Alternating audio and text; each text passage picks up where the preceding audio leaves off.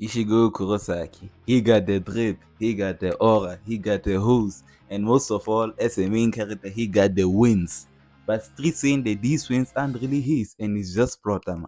And today I am here to debunk all your stupid claims because what the fuck? Now I don't know if people are like blinded by nostalgia or something or just pure favoritism, but people like to use these three people, namely Kenpachi, Ukora, and Grimjaw, to say that Ichigo actually beat them because of Protama. Let's start with Kenpachi. My brother in Christ, if you genuinely think that Ichigo beat Kenpachi because of plot armor, then you genuinely need to go back to school because what the fuck? First off, I think people are just blinded by nostalgia. Bro, Kenpachi is also my top 5 favorite character. I loved Kenpachi more than Ichigo at one point in the story. Like, Kenpachi is a cool ass character, but sometimes we are genuinely just lying. First off, it is explaining the fight. We already know thanks to Jushiro that Ichigo was captain level at the time. He was captain level. He was fighting against a guy with no Shikai or Bankai, limiting his spiritual pressure, with beads on his head, and he was also getting help from his two Zangetsu. And you expect me to believe that Zaraki would win that fight? My nigga, what are we on about? There are many factors that just make sense that Ichigo won. First off, resolve. We know that at the first time, Ichigo did not have enough resolve to kill Kenpachi. But after he spoke to his Zanpakuto, he led back to his fight with Renji and his fight with Urahara, whereby he talked about resolve and he finally got the resolve to fight with Kenpachi in a decisive killing blow. And this was the fact that in Thousand Year Blood War, Unohana specifically stated that, yo, Kenpachi would have won that fight. But the problem is, on top of having an eye patch that reduces his spiritual pressure, having beads on his head to make his opponents know where he is, he was also unconsciously holding himself back. So I'm supposed to believe when two Captain Class Sorcerers fight, one was his Shikai fully supporting him, and one was just a tool, unconsciously holding himself back, on top of reducing spiritual pressure, and I'm supposed to believe that guy is supposed to win. Nigga, what are we doing? That is not plot armor, that is a character flaw. That is Kenpachi's flaw as a character. He likes to enjoy fights. That is not plot armor, that is just Kenpachi as a character. And some people like to push this narrative by saying, oh, Kenpachi actually would have killed Ichigo if it wasn't for the Hollow Mask. So that is plot armor. Nigga, that's not plot armor. That is his power. What are you on about? Like, dog, that is like saying all of Naruto's fights with Kurama were just plot armor. No, Kurama doesn't wanna die. Same with White. White literally told Ichigo many times that if you're on the verge of dying, I will be there. White does not want to die. Also, White is his power. Why would this power not help him? Like, y'all wanted White to just sit there and die.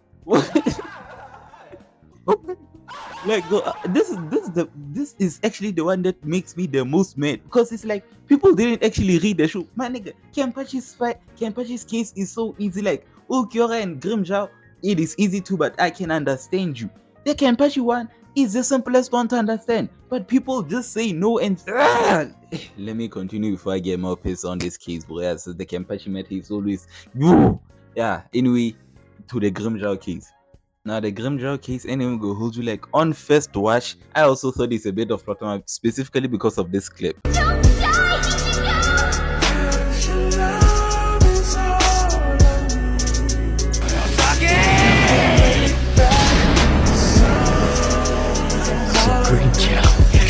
I can't allow myself to get beaten by someone like you. Yeah, so people just watch this clip and they just go, oh yeah, also Rime just says ha, then boom, his fucking eyes in level or something like that. Like, bro, even my friend who like watched Bleach when he was young, obviously he doesn't know all of Bleach. He says that fight Grimjaw should have won it. He says now it was just Protama, like Rime just says something and boom, he wins. And I didn't have a response at the time, but now after like rereading some aspects of Bleach, yeah, that is not Protama. Ichigo is just stronger than him.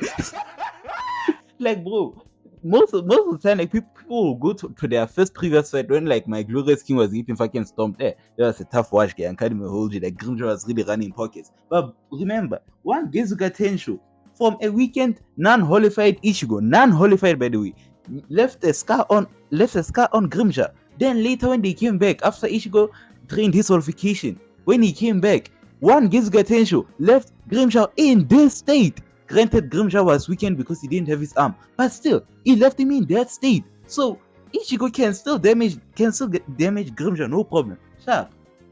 So after more training, after Grimjaw gets back his arm, it's time for the fight. In this fight, he blocked he tanked a Grand Racer, the strongest form of an Espada, the one that can warp space. Yes, he tanked that one just by going holification. Harry Bell literally said that it's like watching a fight between two Espada. Now, to fully understand this fight, we must go back to the Arranca invasion. Okay, not invasion. The Arranca first arrival when Ukora and Yami first appeared on Karakura Town. Ukora says verbatim that Ichigo's spiritual pressure was fluctuating. That was when he was setting his whole, like, he didn't fully accept his power. Yeah, his spiritual pressure is fluctuating. Right now, he's at his weakest, but at his peak, he's even stronger than Ukora. So, on a basis, Ichigo was already stronger than Grimjaw. It's just that, first off, he wasn't in holification, and second, he didn't want to accept holification. Like, he was scared of his inner hollow self. Yeah. Now let's go back to the basics of Ichigo's training with Urahara, whereby he told him that he needs resolve to actually win a fight, and we see this resolve personified in this Renji fight. When he fought Renji and finally accepted, nah, resolve, he has to fight. Urahara said that his blade is actually resonating with fear. Like, Ichigo is afraid that, what if I swing this blade, I might lose type shit. Yes. What was the biggest external factor limiting Ichigo's power? His fear for Orohime, or actually Orohime's fear for Hollow Ichigo. That was the biggest limiting factor to Ichigo. That is why we even see it in the fight where Orohime sees him, like, Ichigo literally holds back. He doesn't want to go full power because Orohime will be scared of his hollow self, and he is also himself is also scared of losing his hollow self. You feel me? He's scared of losing control to White. Yes. That's why in the fight, when Orohime assures him, I just want you to win, he gets his resolve and actually beats Grimjaw. Because he was always stronger than him. He just did not have the resolve to kill Grimjaw. Like, gang. Again, first watch, also I didn't know understand it fully. Like, I had to like reread some stuff, you feel me? Yeah. So this is not Protam again. Ichigo was just way stronger than this nigga already. Yeah, he just needed the resolve. And what's the external factor? Orohime, the external factor limiting his power being resolved. Ichigo got the power to beat Grimjaw. It is not quantum physics. It is just Bleach logic and react to his power system just there. You feel me? Yeah.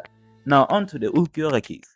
The Ulquiorra case was this new light of information that Ichigo at his highest peak is stronger than Ulquiorra. It's no longer that hard to understand. But people somehow just they like to say the Protam is actually Vastolode Ichigo or full hollow Ichigo. They just say, nah, Ulquiorra had 2 resurrections. He was whooping this nigga's ass. And yes, he was most definitely whooping that nigga's ass. Then they just say, he even killed him. Yeah, he even killed him. Then they say, nah, Orohime just tries and boom, full hollow Ichigo comes out of nowhere and molly whops Ulquiorra. First off, we have the information that Ichigo at his peak is stronger than Ulquiorra. And second, nigga, Vastolode Ichigo has foreshadowed the entire arc.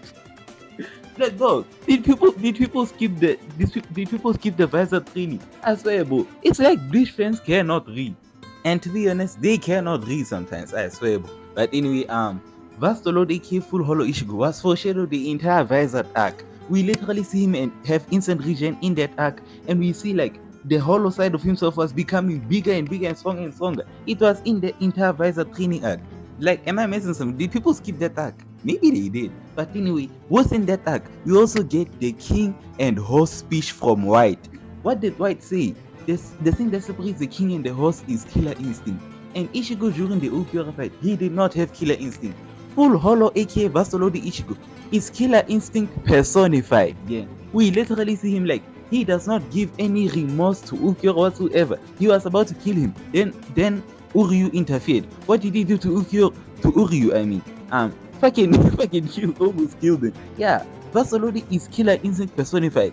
This links the entire foreshadowing of Vastolode and the king and horse speech. What separates them? Killer instinct. Vastolode is killer instinct personified. White is killer instinct personified, basically. Ichigo's killer instinct personified. Now, what these facts, it should just be clear to know. Streets are just lying here. This is not Protama. Niggas just cannot read. And apart from that, we also know that Aizen planned this guy's entire fights. Like, Aizen literally said to him, why do you think all your fights were so relative? It's because I planned it. So why do you think the nigga who planned these fights to be relative, he would be losing those fights? What do you...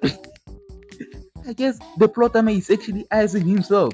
And also Aizen, he be getting the Aizen fight be getting things of like, nah, that actually was a Protama fight. And the reason is that, why didn't Aizen use Kyoka Sugetsu? Nigga, Plot armor. That's a character flaw. There's this Aizen being cocky. He thought he was the strongest in the verse that he thought that he didn't need his Zanpakuto. He literally said that he doesn't need his Zanpakuto. He didn't think Kyokazugetsu would be needed, and that's the reason which led to his downfall. He was too cocky. Plus, also, nigga, Danke Ichigo is narratively equal to Trushika Ichigo. Like, yeah, this nigga is strong as shit. Like, bro, some people say that Danke Ichigo was also plot armor. How did he get Danke Ichigo? By fully accepting his sword. What is the blade is me? By fully accepting his sword. Narratively it makes sense, but people just cannot read. Bro, I swear, gang, yeah. So the Aizen fight is also not plot armor. That is just a character flaw of Aizen. He was too cocky at that state. He didn't think he needed a Zanpakuto, which led to him not using Kyokazugetsu, which led to him getting absolutely mollywopped. Simple facts, common sense, gang. But anyway, man, I just wanted to have this young rant game because, boo, I swear, there are so many people who think that Kenpachi lost a plot armor. Hey, this just pisses me off. Like, yeah, we know that reading comprehension is at an all-time low, but yeah, Bleach finished 10 years ago. Like, yeah, just reread the shit if you do not understand it. 10 years is a long time to understand stuff. Like, dog. And there are many people who have tackled this by proving that it's not plot armor, but there are many people who just do not want to listen. But anyway, man, that's all I wanted to say. I wanted to clear my glorious king, Ichigo Kurosaki, from these stupid false accusations, again. Like, yeah, it's been 10 years and some people still believe this, bro. I'm dead, again. But anyway, yeah, man, peace.